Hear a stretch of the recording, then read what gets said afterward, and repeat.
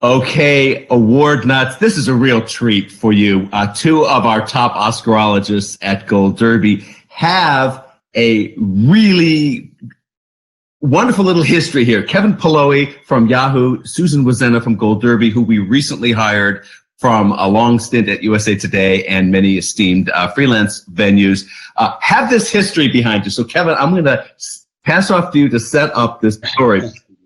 Yeah, we go back indeed. I was 12 years old. I was a hardcore film buff, probably starting around like 9 or 10. And my stepmother had seen an ad in the USA Today. They were looking for junior movie critics. So she's like, you must apply to this. And I did. And I was one of the finalists. I ended up being one of the 10 kids that they hired. I think, Susan, it was the summer of 1992. And I was a USA Today junior movie critic under the wonderful Susan Wloszczyna, who in subsequent years, became my mentor in a lot of ways. She wrote me a recommendation for college. We've been friends ever since. My plan didn't fully work out. I was plotting to eventually just take her job at USA Today. That was like that was the real motive. No, but it's amazing. It's incredible that we're doing things like this now together. But we also have both Polish in our backgrounds. Right. And we're both from Buffalo. We're both from Buffalo, New York, the greatest city in the world. So, sure. Yeah, Cleveland is number 2, Tom. We'll give you that. Oh, well, yeah. At least when we're ranking Rust Belt cities. Yes. and those cities are only 3 miles away for a drive, so that's always good. Right. Let's talk Oscars. This is probably the dumbest expert slugfest we've ever done, because we're just on the eve. Insult me already. No, really? No, because we're all going to be smarter. That he was going to knock the stuffing out of me, but that hurt. No, I'm not picking on your predictions. Wait, is this a Polish joke? I think it could be. He's been thinking for you and me together. The Oscar and Emmys went right to his head. Over my shoulder. Look, Golden Globe nominations come out tomorrow. Of course, we're on the eve of Los Angeles Film Critics, SAG noms, etc. So we've got our Oscar predictions up there, which I'm sure will change very soon. But so that's my reference here. But that said, let's do it anyway, because that's what pundits do. We stick out our necks and climb out on those thin, shaky limbs. Kevin, since you're our guest of honor here, just set up what you think this Oscar season is all about. What are the real frontrunners? What's going on?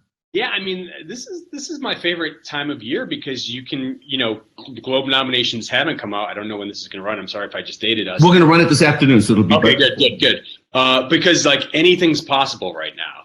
That in terms of the movies that are going to be nominated for Best Picture, in terms of the film that's ultimately going to win Best Picture. I mean, anything could happen at this point. Obviously, there's probably 3 or 4 heavy favorites, but at this point, if Beale Street Could Talk, it could win still at this point in the race. Black Panther, it could win. I would like to see either of those, because they're my 2 favorite movies of the year. Neither probably will win. I think it's, like we've seen in years past, I think it's all if we're going straight to the top prize, I think ultimately it's going to come down to that 2-horse race that we seem to see year after year. There always seems to be those two that emerge. We've seen a lot of Best Picture, Best Director splits. I think laying it all out there, at this point in the race, the 2 top front runners across the board, A Star Is Born and Roma. Wrong. Susan, straighten out your Frankenstein monster. Okay, half right, because I think Star Is Born has proven itself to be a phenom. And what was the other title you meant? Oh, Roma. That's totally okay. So I think it'll make the top 5. Right now I have it at 5, but the favorite is like coming on very strong right now. It's doing amazing box office, still in limited release. It's becoming this must-see kind of oddity. It's very different than mainstream movies, even like Star Is Born, which kind of follows the Hollywood script. This It's its own thing. And I think people like its Greek director, who's a little bit of an oddball, so it has that. My favorite movie of the year so far is Vice. And I don't know how the fact that Papa Bush died and little baby Bush is not treated so well in this movie is going to affect people. But I think for me, he deserves what he gets, and Sam Rockwell's wonderful. And Christian Bale, I mean, I love performances that are quiet but threatening. Mm-hmm. And I mean, every time he says he's having a heart attack, even that is so quiet. You can hear a pin drop when he says it. You're like, come on, please have a heart attack. Please have a heart attack. Well, it makes sense that you love Vice because you are a Beltway insider. Right. I don't know about that. I'm still more Buffalo than Beltway. But live in the DC area here. Country. So, yeah. Okay. Well, let me set you both straight because you're both Go ahead, Tom. And half wrong. Kevin, let's just start with, I'm going to pin you to the wall and have you explain to me, why do you have Green Book down at number 5? Susan's got it down at number 4. It's really in the top 2 or 3. I really do think this is between Star is Born, The Favorite, and Green Book. Maybe Roma could sweep it. That's how I take. But Kevin, you've got Viggo down in the 5th slot for Best Actor. There is this little, and I dismiss it, by the way, based on what I hear on the ground here from voters. But what about Green Book? I have no doubt it will get nominated, despite the blowback we've seen, despite all the endless think pieces. Is it woke enough? Despite the fact that some people might find it a bit problematic. I mean the audience still skews older white liberal, and this movie is Titanic for older white liberals. I said when I first saw it, I was like, my mom doesn't even know this movie exists yet, and it's already her favorite movie of the year. I think the blowback does count for something, and I think it's probably subconsciously slid it down the charts a little bit on everybody's ballots. It's not just the fact that it feels like this movie could have been made 20 years ago. It feels like a Driving Miss Daisy, a rehash in a lot of ways. And don't get me wrong, I really liked it. Ultimately, I see why people have problems with it. I don't have a major problem. I can understand it. I feel like by the end it won me over. It's a nice tall glass of feel good juice. It is a true crowd pleaser. I'm a sucker for a good racial harmony dramedy, and I really enjoyed it. But I feel like I don't know. I think times are changing, and I think this day and age, it would feel pretty antiquated on behalf of the Academy to give this Best Picture 2 years after a movie like Moonlight wins. I think that win was pretty symbolic for the Academy that maybe times are changing, but I could be wrong. But I can't wait till you are wrong, Tom, so I can rub it. Susan, your buddy and mine, one of the Oscarologists, kings of Oscarologists, Jack Matthews, right? Jack with Gold Derby forever. He used to be with the USA Today, LA Times. I added him. I know. Did you? Okay, Jack. I added him to it. Movie phone. Did you really? Oh wow, how cool is that? Susan, I think Susan and I are basically the same person. I think is what. Right. I'm invoking Jack because I need help here. So Jack lives up in Oregon now, and I've been making sure he sees things, and so he's a little late to the game and sizing things up. But I got an email from him yesterday, and Jack saying, The Favorite. Oh my God, that's the movie of the year. And as I talk to HFPA members and stuff, I think they could actually do the unthinkable, and that is overshoot Star is Born for The Favorite for Best Picture when it comes down to picking a winner. I think that's possible, as Kevin was saying, in this kind of open derby race we have right now, and that could change everything. And the Globes, remember, went with 3 Billboards last year. They went with Moonlight 2 years ago. They like those kind of, and I know they like this. I'm setting you up for the favorite here, Susan, because I know that you have it up number 2 on your list, and I like that scenario, and I agree that it could happen. Continue your thinking on that for us. It's just something, I mean, most critics adore it. I was a little bit mixed about it. For the most part, I hung in there, but near the end, it kind of just ended. It didn't quite satisfy, I think.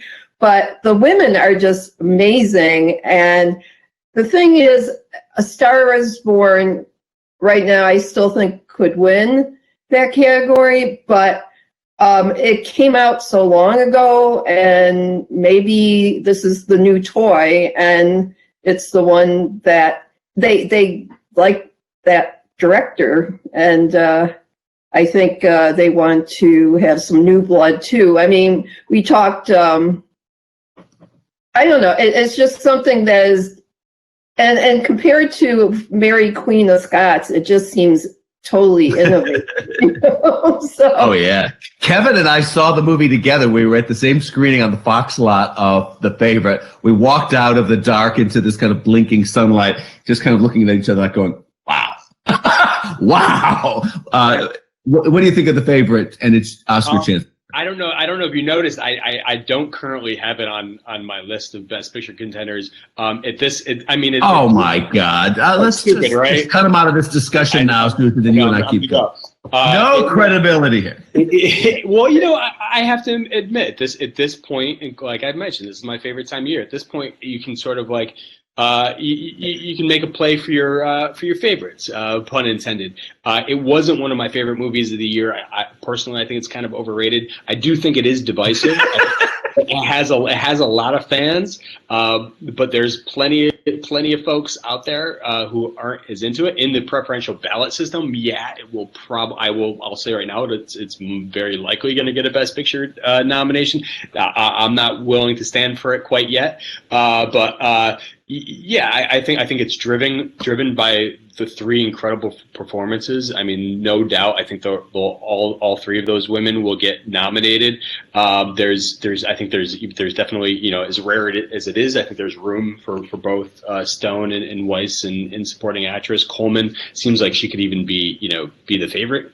I did it again. Sorry. At this point, it just comes out. But yeah, I don't know.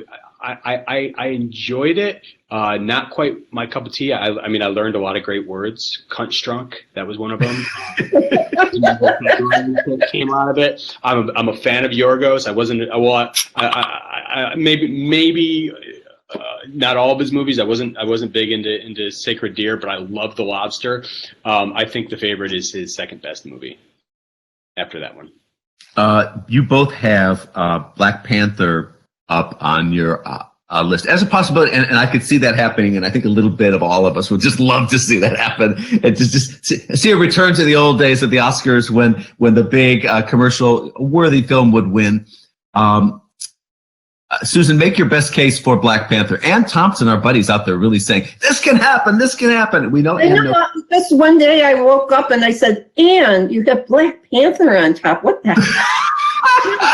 I mean, there's still a prejudice there for superhero films, and sometimes it's not the number one film. Isn't the Avengers one the one that made the most money this year? But anyway, I do think if there is one that could overcome that prejudice towards superhero films, this could be it, because there's so much more depth to the storyline that they actually act. They don't just fight each other. And, there's great artistry in the costumes and the design and all that stuff. And it has some real life issues in it that, are blown up a bit. But, I think people can relate to that. Will it win?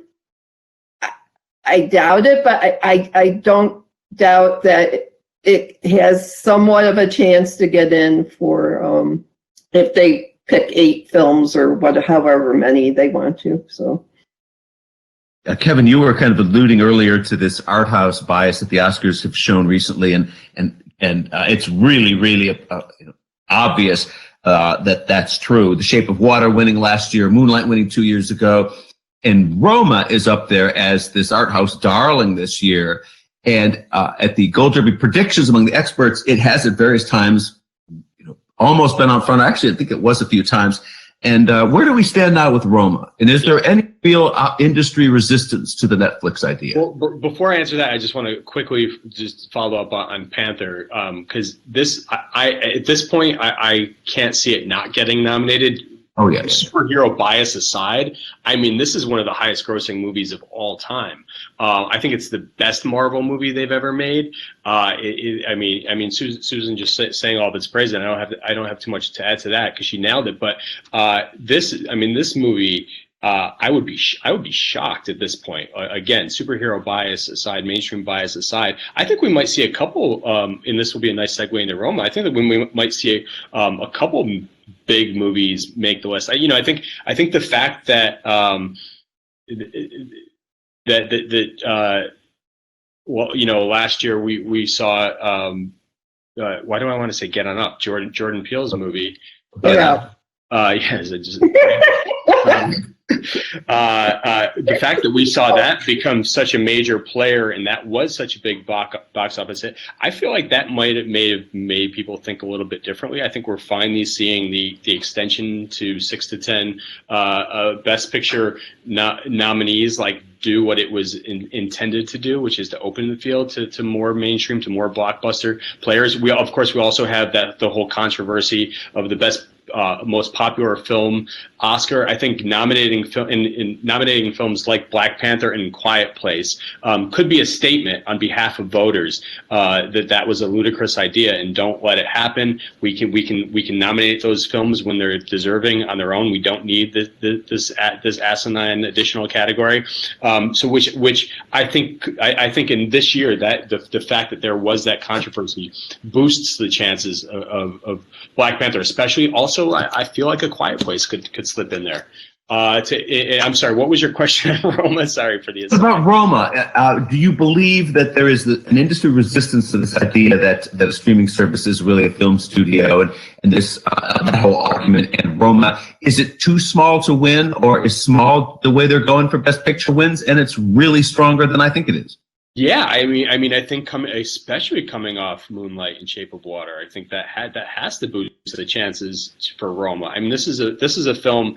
It's maybe the only film I keep hearing on that we've discussed today that I've heard several people refer to as a masterpiece. I mean, this film has so much weight behind it. So beautiful, so personal. I think we're going to hear for the next 3 months. We're going to hear all these stories about what Karan went through to put this film together. All of the various sort of astonishing behind the scenes moments. I think he's a very, very, very strong contender to win Best Director. If I were predicting the Oscars like today, and I said, you will. Oh yeah, I am. Just touching up. I have Karan at #1 for director, so I think you'll get that. Yeah, I think Star is Born wins Best Picture and Karan wins Best Director. He may be the first director never to win for Best Picture, but win like 5 times for director. Right. Can Lady Gaga really win Best Actress? Is there a place in this snobbish Oscar scenario, the way the voting trends go now, for this pop glitter queen to do something this big? Who has a thought on that? Meryl Streep likes her. Is that real? Well, you've got Glenn Close out front, Susan. I think. Okay, this is the one emotional pick that I'm allowing myself right now. And once the nominations come in, I'll probably put who back up on top. I can't help trying to give her some Oscar. A little bit of, we as pundits, we do allow ourselves a little bit of that at this early stage before the races solidify. And I think that's a good thing. Got it. That's the fun of being a pundit, right? Yeah, it is. But yeah, I mean, just to add to that briefly, I think at this point, it's a certainty that she gets nominated, right? Yeah. I can't make up my mind on Best Actress. I think there are probably 3 deserving winners, and they're all a peg above Lady Gaga, Olivia Colman, Melissa McCarthy, and Glenn Close. I think Gaga's phenomenal. Don't get me wrong. I think she's going to deserve that Oscar nomination, but I'm not sure she deserves to win. I do think Bradley Cooper deserves to win. And I saw almost every review pouring love on Yalitza from Roma, and they're mesmerized by her because she is so real. And it's sort of like the Hang S. Nor thing with Killing Fields, that here was a real guy who went through what happened in the film, and she is the heart and soul of this film. Without her being there, it wouldn't have what it has. And I think people are mesmerized by her authenticity, kind of thing. So yeah, I think she's gonna sneak in. I see her. I mean, I mentioned before. I think I see her right now as number 5 in that field. But what a race! I mean, we have to give it up. Like, you know, speaking of tides turning, I think it's so encouraging that for once, and I feel like it might have been the case last year, or at least another year recently, for once it's the Best Actress race that is a lot more competitive than Best Actor. You know, there's a wealth of amazing performances. We haven't even talked about Emily Blunt and Mary Poppins is incredible. Viola Davis and Widows, Nicole Kidman and Destroyer. I think Julia Roberts and Ben is Back is one of the best things she's done, and she's going to be an afterthought because there are so many incredible lead performances by women this year. I actually think this happens once in a while. The performances are better than maybe some of the movies they're in, and that they stick out. Oh, okay.